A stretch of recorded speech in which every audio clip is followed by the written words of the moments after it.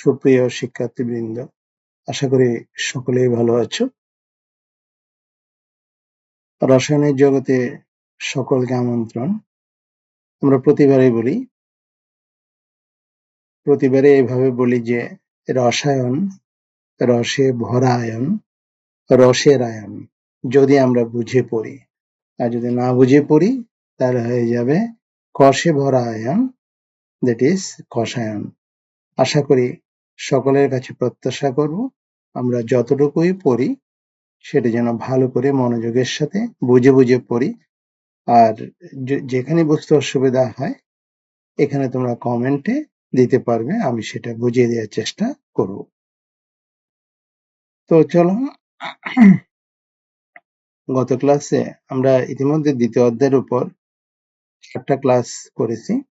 আজকে আমাদের পঞ্চম ক্লাস দ্বিতীয় অধ্যায়ের উপর। আজকে আমাদের পঞ্চম ক্লাসে আমরা পরীক্ষা নম্বর 7, অর্থাৎ গত ক্লাসে আমরা ঊর্ধ্বপাতন পর্যন্ত পড়েছি। তোমরা আগের ক্লাসটা দেখতে পারো। পাতন এবং ঊর্ধ্বপাতন এই দুটো বিষয় নিয়ে গত ক্লাসে কথা হয়েছিল, এবং আজকে আমরা পরীক্ষা নম্বর 7, একটা ঊর্ধ্বপাতনের পরীক্ষা। আমরা পরীক্ষাটা একটু দেখবো, তোমাদের বইটা খুলে তোমরা মিলিয়ে নিতে পারবে। এই ছবিতে দেখো বিকারের মধ্যে, এটা একটা বিকার কাঁচের তৈরি, এই জন্য বাইরে থেকে দেখা যাচ্ছে পরিষ্কার। এই বিকারের মধ্যে দেখো কিছু অ্যালুমিনিয়াম ক্লোরাইড যোগ নেওয়া হয়েছে। এখানে অ্যালুমিনিয়াম ক্লোরাইডের তুমি যদি সংকেতটা একটু দেখো, অ্যালুমিনিয়াম ক্লোরাইড, অ্যালুমিনিয়ামের যোজনী 3, ক্লোরিনের যোজনী 1। কি করে সংখ্যাটা লিখতে হয় তোমরা আগের ক্লাসে শিখে আসছো। আমরা এখানে আরো অনেক জটিল জটিল যৌগ লিখবো, তখন তোমরা আরো ভালো করে শিখতে পারবে।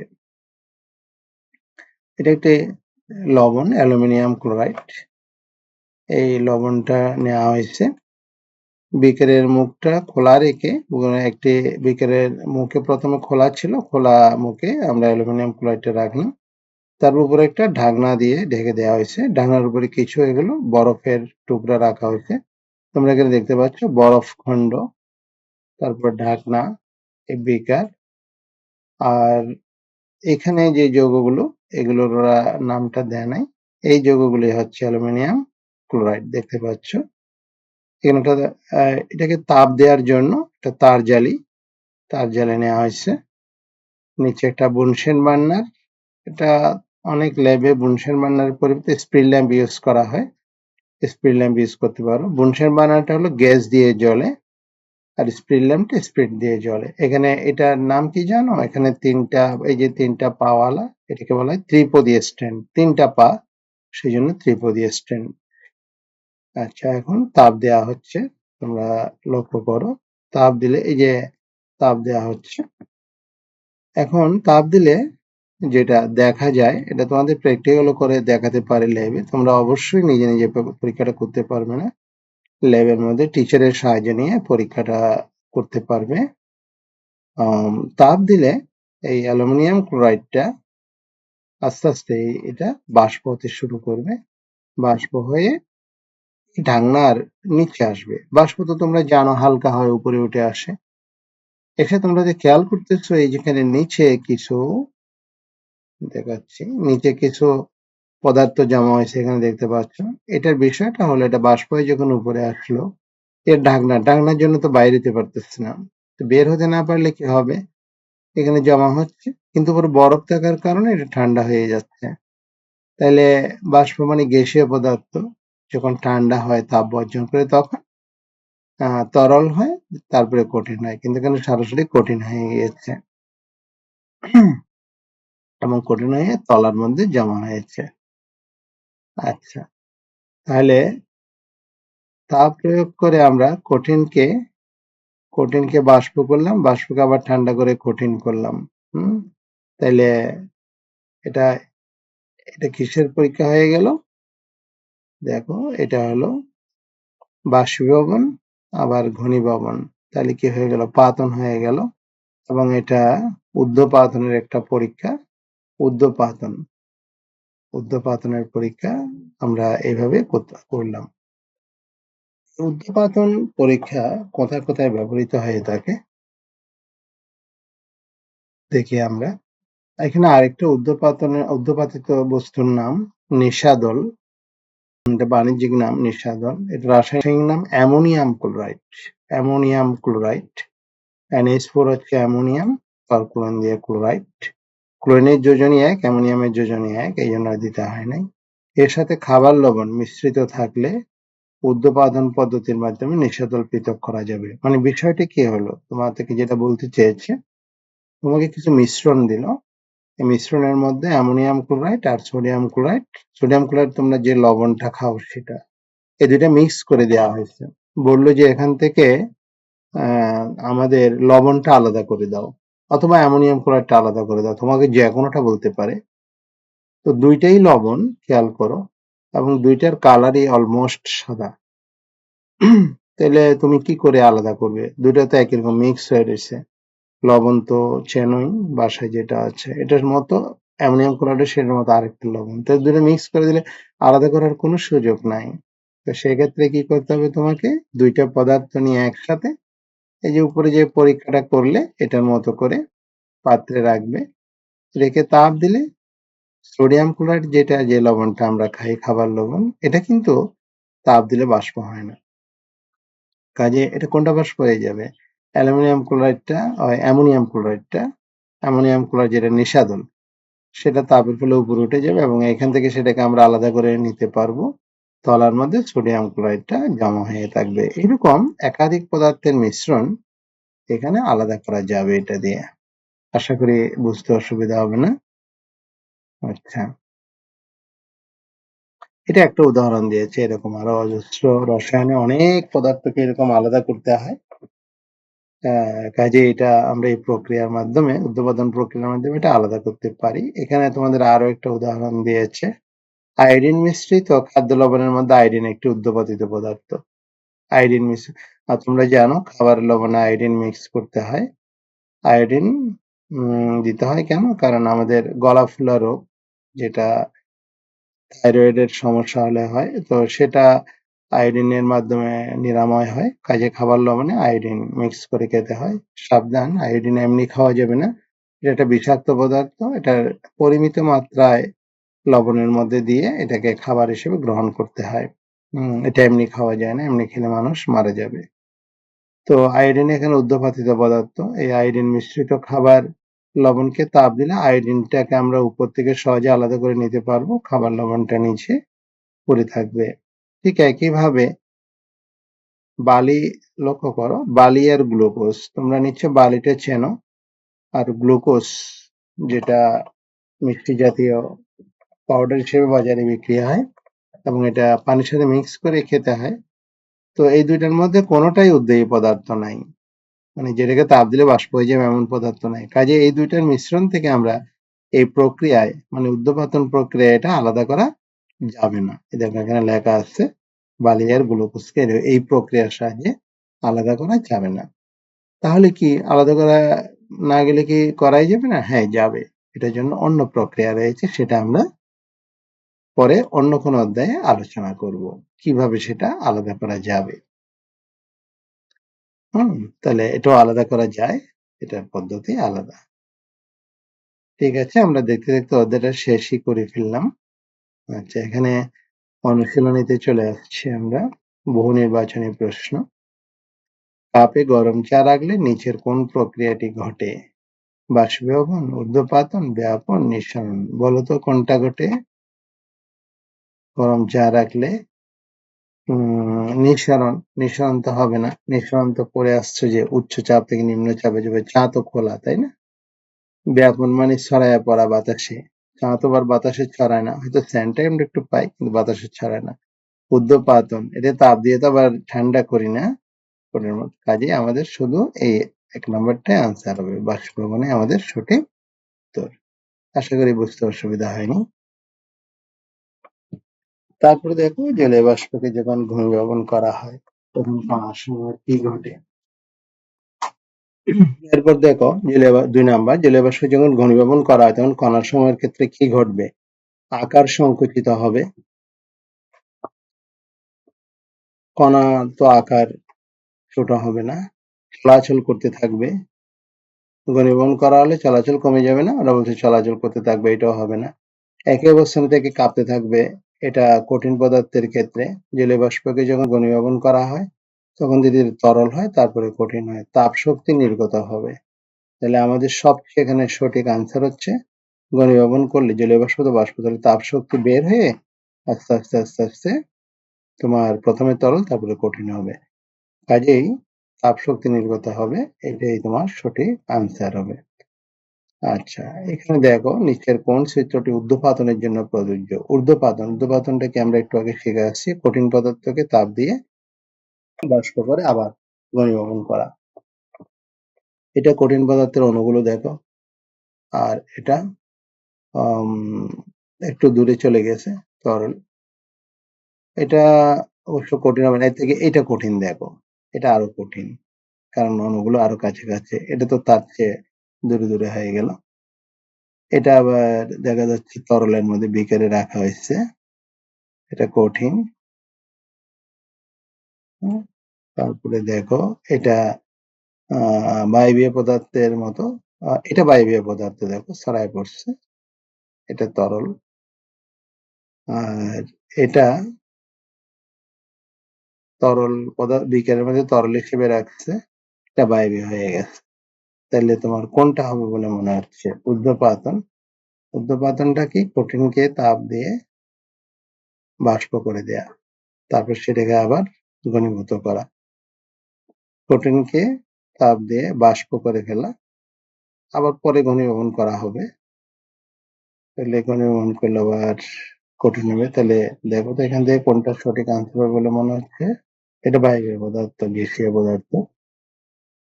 কঠিনকে তাপ দিয়ে সরাসরি তাপ দিয়ে বায়বীয় পদার্থে রূপান্তর করা। এটা তো তরল হয়ে গেল, এটা তো হবে না যেহেতু তরল হয়ে গেছে। এটা তরলকে বায়বীয়, সেটা হচ্ছে না। এটা তরলকে বায়বীয়, এটাও হচ্ছে না। কঠিনকে বায়বীয়, তাহলে আমরা এটা সঠিক আনসার হিসেবে নিতে পারি। কেমন? অজানা কঠিন বস্তু জেড এর তাপীয় বক্ররেখা। কঠিন বস্তু, একটা বস্তুর নাম দিল জেড, এটা একটা বক্ররেখা। দেখো তাপ দিয়ে এটা রেখাটা বোঝার চেষ্টা করো, এটা সময় মিনিটে দেওয়া আছে, এটা তাপমাত্রা, তাপ দেওয়া হচ্ছে, তাপমাত্রা বাড়তেছে বাড়তেছে বাড়তেছে, একেবারে এখানে চলে আসছে বেড়ে 154। তারপরে এখানে বাড়ে নাই, আবার তোমরা পরে আসছো এর আগে, এটা সত্য তাপ। আবার এটা তাপমাত্রা বেড়ে ধরো 154 পরে এটা কত, মনে করো 180 বা 90 এরকম কিছু একটা, তাহলে শীতে আসছে, এটা আবার সত্য তাপ, আবার বাড়ছে। দেখো অজানা বস্তু জেড এর তাপীয় বক্ররেখা। অজানা বস্তু বলছে কেন? কারণ এটার নাম দেয়া নাই আর কি, এটা কোন বস্তু কি এটা নাম দেয়া নাই। চিত্র হতে বোঝা যায় জেড বস্তুটির গলনাঙ্ক 154°C। গলনাঙ্ক মানে কি? এটা গলতে শুরু করেছে, গলনাঙ্ক। গলনাঙ্কে তাপমাত্রা পৌঁছালে তাপমাত্রা কিন্তু বাড়বে না আর, যতই তাপ দিতে থাকো অবস্থার পরিবর্তন হবে। গলনাঙ্ক 154। এটা হতে পারে জেড বস্তুটি উদ্দায়ী। উদ্দায়ী মানে কি? তোমার বাষ্প হয়ে যাচ্ছে। আমরা একটু দেখি, এখানে কঠিন ছিল, গলতে শুরু করলো, গলে একেবারে সবগুলো গলে গেল, গলে আবার বাষ্প হতে শুরু করলো। এটাতে আসার পরে দেখছো এখানে তরলটা আবার সবগুলো বাষ্প হতে শুরু করলো। কিন্তু উদ্দায়ী পদার্থ তরল হয় না, তাহলে এটা হবে না, কারণ উদ্দায়ী পদার্থ তরল হবে না, কঠিন থেকে বাষ্প হয়ে যাবে। তাহলে এই লাইনটা থাকার কথা না, এটা তরল সবগুলো বাষ্প হচ্ছে। এবি ও সিডি রেখা বস্তুটির গলনাঙ্ক স্ফুটনাঙ্ক বোঝায়। এবি গলনাঙ্ক, আর সিডিটা, এই যে সিডি, এই সিডিটা স্ফুটনাঙ্ক। হ্যাঁ, দুইটা ঠিক আছে। এখানে সমস্ত তোমার তরল পদার্থটা বাষ্প হতে শুরু করেছে, এর বাষ্প না হওয়া পর্যন্ত এই তাপমাত্রা ঠিক আছে। তাহলে আমাদের আনসার 1 আর 3। দেখি এখানে আছে কিনা। হ্যাঁ, 1 আর 3 এই যে আছে। কোনটির ব্যাপনের হার বেশি? ব্যাপনের হার বেশি হওয়ার একটি ক্যালকুলেশন আমরা করছিলাম। কার্বন ডাই অক্সাইড, এই কার্বন ডাই অক্সাইডের ভর কত মনে আছে তোমার? কার্বনের ভর 12, অক্সিজেন 16। 16 দুগুণ 32 আর 12 কত হয়? 44 হয় না? 44, তাই তো? কার্বন ডাই অক্সাইডের আমরা ভরটা যদি নেই কত হয়? 44 হয়। আচ্ছা, তারপরে দেখো মাসের ভরটা 44, তারপরে আসো অ্যামোনিয়া NH3, NH3 এর ভর হচ্ছে নাইট্রোজেন 14, হাইড্রোজেন 3, 14 3 17। তারপরে হলো HCl, তারপরে হচ্ছে HCl, এখানে হাইড্রোজেন 1 ধরা হয় আপেক্ষিক পারমাণবিক ভর, আর ক্লোরিন 35.5, তাহলে এটা হচ্ছে 35.5 আর একে 36.5। আচ্ছা, তারপরে যাও সালফিউরিক অ্যাসিড H2SO4,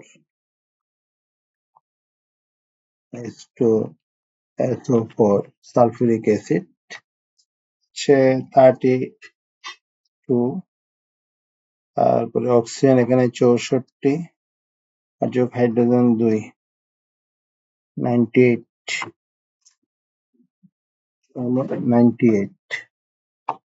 98। লক্ষ্য করে এখানে সবচেয়ে বড় কোনটা দেখো?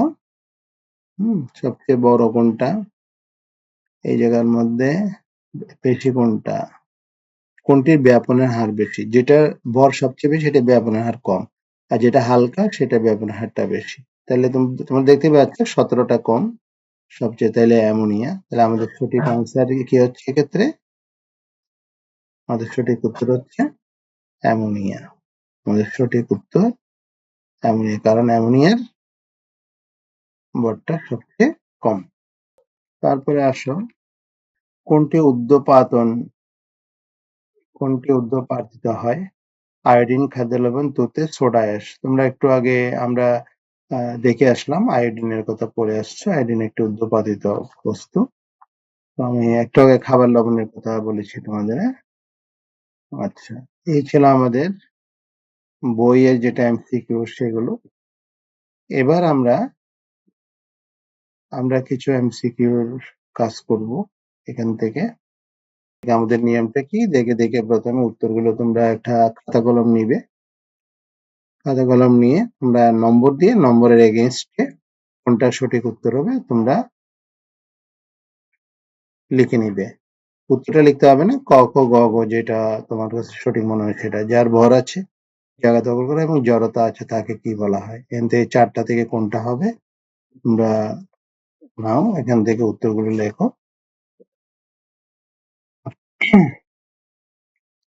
2 নম্বরে কার্বন ডাই অক্সাইড সাধারণ তাপমাত্রা চাপে কোন অবস্থায় থাকে? কঠিন, তরল, গ্যাসীয়, আয়নিক। তোমাকে যেটা সবচেয়ে ভালো আনসার মনে হয় সেটাই দিবে। তুমি একটা আনসার করার জন্য তুমি সর্বোচ্চ 30 সেকেন্ড সময় নিবে, এর চেয়ে বেশি নিও না। 30 সেকেন্ডের বেশি নেওয়াটা ঠিক হবে না। 30 সেকেন্ড আনসার করার চেষ্টা করবে। 3 নাম্বার, কোন পদার্থের অণুসমূহ যে আকর্ষণ বল দ্বারা একে অপরের সাথে আবদ্ধ থাকে তাকে কি বলা হয়? আন্তঃআয়নিক আকর্ষণ বল। আন্তঃআয়নিক, এটা আন্তঃআয়নিক, এটা আন্তঃআয়নিক। ঠিক করে দিই, দুইটাই একই রকম হয়ে গেছে। বিকর্ষণ হবে, বিকর্ষণ বল। আন্তঃআয়নিক আকর্ষণ বল, আন্তঃনিউক্লিয়ার বল। কোনটা সঠিক হবে মনে করো, সেটা দিয়ে দিবে। পদার্থের 4 নাম্বার, পদার্থের কোন অবস্থায় আন্তঃআণবিক আকর্ষণ বল সবচেয়ে বেশি থাকে? গ্যাসীয়, তরল, কঠিন, আয়নিক। 5 নাম্বার, পদার্থের কোন অবস্থায় আন্তঃআণবিক আকর্ষণ বল সবচেয়ে কম থাকে? কঠিন, গ্যাসীয়, তরল, প্লাজমা। প্লাজমা একটা পদার্থের অবস্থা খুব উচ্চ তাপমাত্রায়। গ্যাসীয় অবস্থাকে পদার্থের প্লাজমা অবস্থা বলে, উচ্চ তাপমাত্রায় গ্যাসীয় অবস্থা। এটা কঠিন পদার্থের ক্ষেত্রে প্রযোজ্য। খুব উচ্চ তাপমাত্রা দিলে এটা গ্যাস হয়ে যায় খুব হাই টেম্পারেচারে। এটা আমরা ফিজিক্সে এটা নিয়ে আলোচনা আছে। 6 নাম্বার, পদার্থের কোন অবস্থায় অণুসমূহের গতিশক্তি সবচেয়ে বেশি থাকে? কঠিন, তরল, গ্যাসীয়, আয়নিক। পদার্থের কোন অবস্থায় অণুসমূহের গতিশক্তি সবচেয়ে কম থাকে?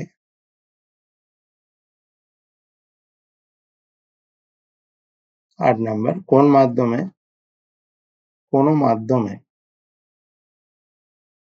মাধ্যমে কঠিন, তরল ও গ্যাসীয় পদার্থের স্বতঃস্ফূর্তভাবে পরিবর্তনের প্রক্রিয়াকে কি বলা হয়? এটা আমরা অধ্যায় পড়লে সেখান থেকে আনসার করতে পারবো। সরু ছিদ্রপথে কোনো গ্যাসের অণুসমূহের উচ্চচাপ অঞ্চল থেকে নিম্নচাপ অঞ্চলে বেরিয়ে আসার প্রক্রিয়াকে কি বলা হয়? ব্যাপন, নিঃসরণ, বাষ্পীভবন, ঊর্ধ্বপাতন। কঠিন পদার্থকে তাপ দিয়ে সরাসরি গ্যাসে এবং গ্যাসকে ঠান্ডা করে সরাসরি কঠিনে পরিণত প্রক্রিয়াকে কি বলে? একটু আগেই পড়েছ। কোনটি উদ্বায়ী পদার্থ? স্বাভাবিক চাপে যে তাপমাত্রায় কোনো কঠিন পদার্থ তরলে পরিণত হয় তাকে কি বলে?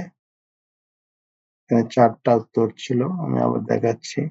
স্ফুটনাঙ্ক, গলনাঙ্ক, কঠিনাঙ্ক, স্ফটিকীকরণ। বেলুনে কোন গ্যাস ব্যবহার করা হয়? Hydrogen, helium, oxygen, nitrogen. বেলুনে কোন গ্যাসটা ব্যবহার হয়? 15 নম্বর, পটাশিয়াম পারম্যাঙ্গানেটের বর্ণ কিরূপ? হলুদ, লাল, বেগুনি, বাদামি। পটাশিয়াম পারম্যাঙ্গানেট এটা পটাশ বলে। ওষুধের দোকানে পটাশ বললে পটাশ হিসেবে বিক্রি হয়। কোনো জায়গায় ঘা হলে বা কেটে গেলে অ্যান্টিসেপটিক হিসেবে এটাকে ব্যবহার করা হয়ে থাকে। এটা পানির সাথে দিয়ে একটু হালকা গরম পানি, নরমাল পানি তো দেওয়া যায়, দিয়ে এটা লাগিয়ে দেওয়া হয়, মানে ঢালা হয় আর কি ক্ষতস্থানে। কোনটি স্বাভাবিক তাপমাত্রার চাপে তরল অবস্থায় থাকে? স্বাভাবিক তাপমাত্রার চাপে তরল থাকবে কোনটা? কার্বন ডাই অক্সাইড, আয়োডিন, পারদ, অ্যামোনিয়াম ক্লোরাইড। কোনটি ঊর্ধ্বপাতন প্রক্রিয়া? দেখো 4টা অপশন আছে, এই অপশন 4টার মধ্যে কোনটাকে আমরা ঊর্ধ্বপাতন বলবো?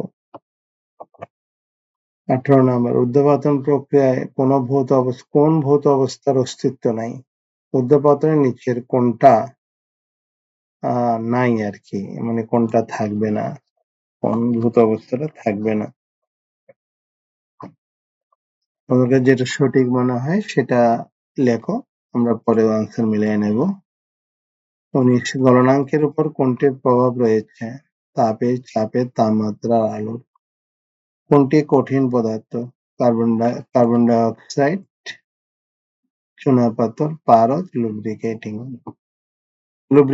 গাড়ির তেল, গাড়িতে যে মোবিল ব্যবহার করে ইঞ্জিনকে পিছিয়ে রাখার জন্য, এটা লুব্রিকেটিং বলে। সিএনজি এর পূর্ণরূপ কোনটি? সিএনজি, সি মানে কম্প্রেসড। আচ্ছা, আমি না বলি, তুমি আগে উত্তরটা করো, ঠিক করো, পরে আমরা উত্তর মিলিয়ে নেব। compressed natural gas, compressed neutral gas, compressed nitrogen gas, compressed neon gas।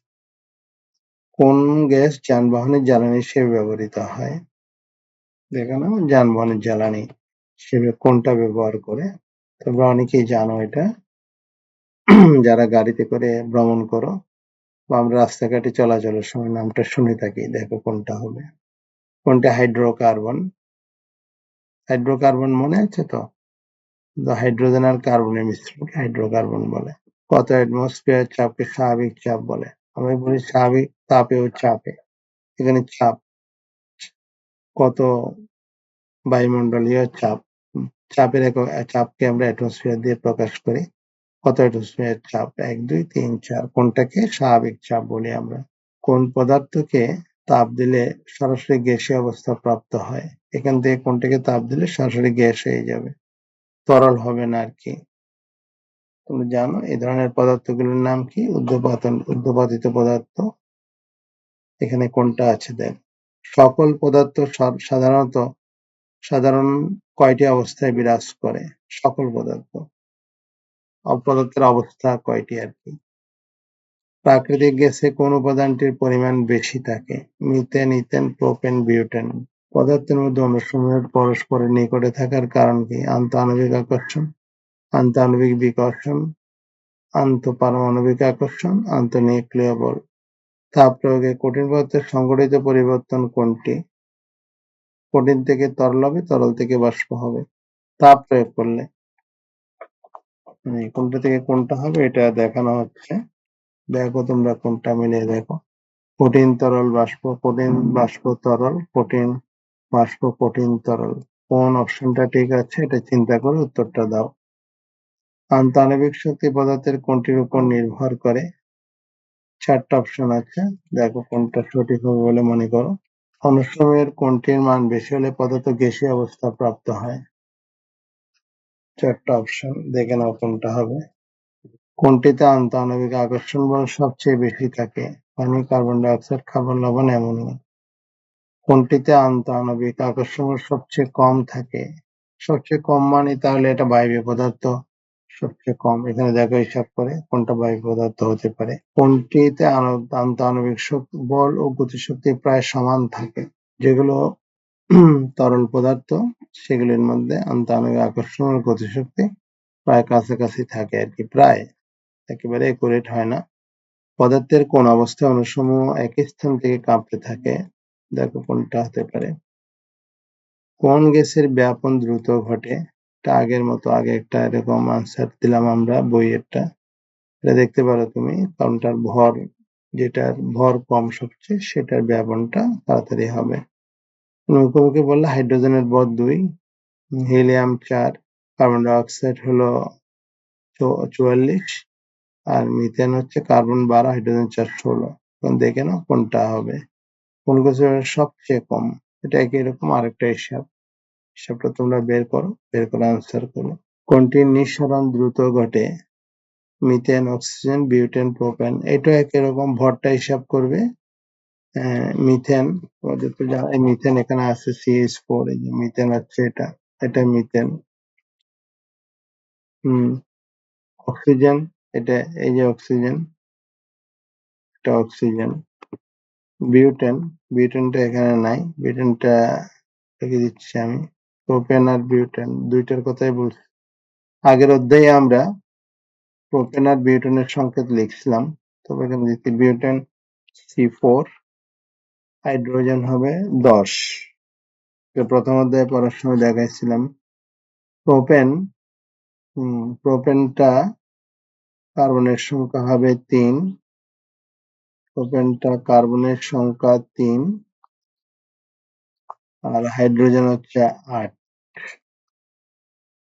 হচ্ছে প্রোপেন। তুমি এটা সংখ্যাটা দেওয়ার কারণ হচ্ছে তুমি যে এখন ভর হিসাব করতে পারবে। কার্বনের ভর 12 আর হাইড্রোজেনের 1 ধরে, আর অক্সিজেন তো 16, হিসাব করে তুমি এখন বের করতে পারো।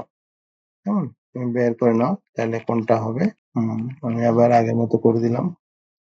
আচ্ছা, তারপরে যাও, বরফ গলা থেকে পানিতে পরিণত হওয়া পর্যন্ত তাপমাত্রা কিরূপ পরিবর্তন ঘটতে পারে? বরফ গলা থেকে পানি হয়ে যাওয়া তাপমাত্রা কি বাড়বে না কমবে না স্থির থাকবে না শূন্যতে থাকবে? একটু চিন্তা করে উত্তরটা দাও। কেমন, চাপ বাড়লে পানির স্ফুটনাঙ্কের মানের কিরূপ পরিবর্তন ঘটবে? স্ফুটনাঙ্ক বাড়বে না কমবে? চাপ বাড়লে, কিন্তু চাপ বিষয়টা খেয়াল করে আনসার করবে। কোন পদার্থ পাত্রের পুরোটা দখল করে? কোন ধরনের পদার্থ? কঠিন, তরল, বায়বীয়। কোন ধরনের পদার্থ পুরো পাত্রটাই দখল করে ফেলবে, পুরো জায়গাটা দখল করবে? ঠিক আছে, এখন আমরা এই পর্যন্ত করলাম। তো ভালো থেকো সকলেই। আমরা পরবর্তী ক্লাসে 42 থেকে শুরু করব আবার। আচ্ছা, না হয় 41 পর্যন্ত আমরা মিলিয়ে নিতে পারি, 41 পর্যন্ত উত্তরগুলো মিলিয়ে নেব। তোমরা অপেক্ষা করো, আমি আসছি। আমরা পরের ক্লাসে 41 পর্যন্ত যেটা দেখলাম, তোমার যে উত্তরগুলো রাখো, এটা পরের ক্লাসে আমরা মিলিয়ে নিচ্ছি। ভালো থেকো সকলেই, ধন্যবাদ সকলকে। নিরন্তর শুভেচ্ছা রইল রসায়নের জগৎ থেকে। রসায়নের জগৎ তোমাদের জন্য আনন্দময় হোক এই প্রত্যাশা করি শেষ করছি।